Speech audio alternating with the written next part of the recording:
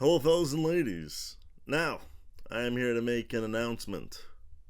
I have an opinion on the new Superman movie. For some reason, reviewing this superhero movie is causing some, backlash for a lot of other critics. Not in the typical, oh, you hate fun kind of way, but, oddly in the other direction, liking the movie isn't snobby enough. There's a certain director's fan base who's, to put it mildly, a bunch of freaks of nature. Zack Snyder's fan base, the more extreme of them. I know people who like him who aren't like this. But you know who I'm talking about. The Zack Snyder fan base seems to be under the impression that if this movie bombs, which it already hasn't, then, Zack Snyder will get to make another Superman movie with Henry Cavill, which is... it's like me saying if Fantastic Four First Steps bombs, that we're gonna get another, Miles Teller, Kate Mara Fantastic Four. This new iteration exists because a lot of folk didn't like that version of Superman. Hey, Warner Bros. Is gonna go, oh, this bombed? Time to go back to the thing that nobody liked.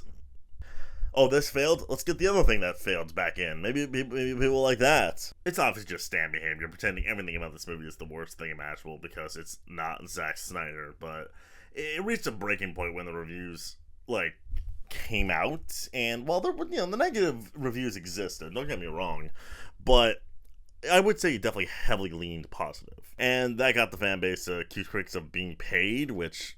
Huh? They can get paid. Why didn't they do that for, Batman vs. Superman?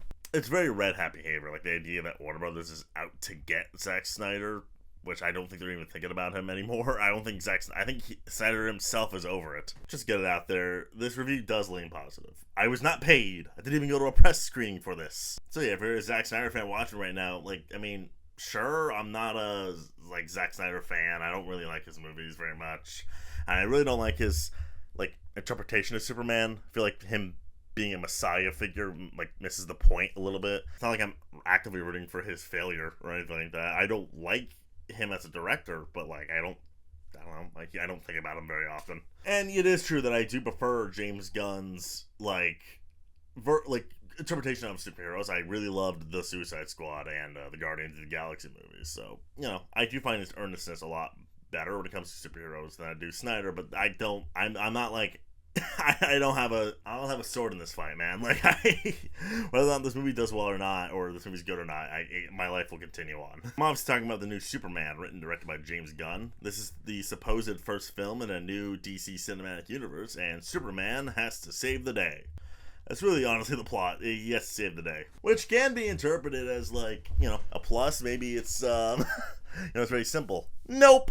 This movie's got a lot of plots going on. I gotta be honest. This movie's very messy. This is the beginning of a cinematic universe, and for some reason, it's so much put in here. It honestly feels like I'm not watching the beginning of the universe. It feels like I'm watching the 5th or 7th iteration of this universe. In theory, the idea of implementing a universe where heroes already exist isn't an inherently bad idea, but the way Gunn did it, it feels very much boom! It feels like so much was introduced at once. I didn't give Snyder a pass for it. I'm not giving Gunn a pass for it. I honestly struggled for a little bit to piece together what exactly the main plot was. Luthor doesn't like Superman, so he's doing some shit.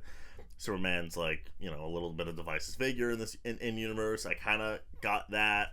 Then also Pocket Universe. The whole Pocket Universe stuff kind of sucked. Could have used without it. Then also there's a conflict that's absolutely definitely not Israel and Palestine. Definitely not. There's a lot going on here, but I will say it all feels very centered. I think when the movie was over, I got my grip, I think I was very endeared by the whole thing. I still had a very good time, yes. But what really happened was, despite how messy it was, I still think that there is a center of this movie. Like I said, James Gunn, whenever you may think about him, he is a very sincere filmmaker. He seems to understand that superheroes are fucking stupid, but he does love these characters. So he portrays Superman as this, yuck yuck kind of boy. I do think the movie grounds itself with Superman. Again, I don't think portraying Superman as a messiah figure works. I do think that the movie goes a little more Christopher Reeves with this interpretation.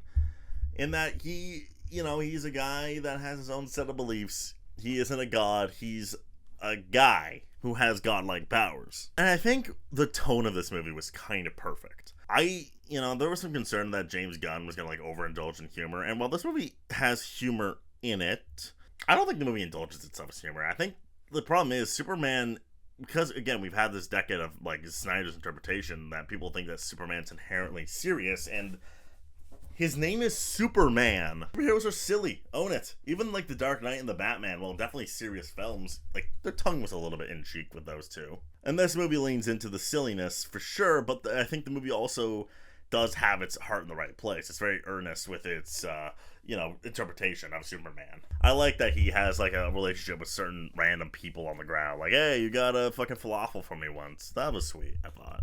It's very hope core. This movie's hope core, I'll just say it. Which is what Superman is. He's a symbol of hope.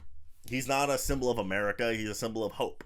And Gunn understands that. I think David Corenswet was perfect. He was brimming with personality. He had a little dorky edge to him, a little bit of a confused lost boy element to him, but a guy who's so firm in his own beliefs, even when it's kind of put into question a little bit.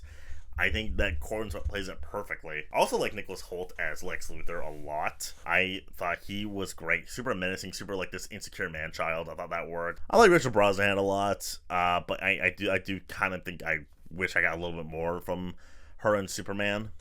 I think that's another issue I have, is that the movie, because so much is going on, we do get moments of, human connection here. There's a moment between him and his dad that I loved, but I definitely think because we were just so, thrust right into it, as if we knew everything already, that we missed a couple things. And while the movie makes up for it in some ways, I kind of want a little more of, we're meeting this guy for the first time. And I get it. It's Superman. It's God knows how many, what iteration of it we're doing.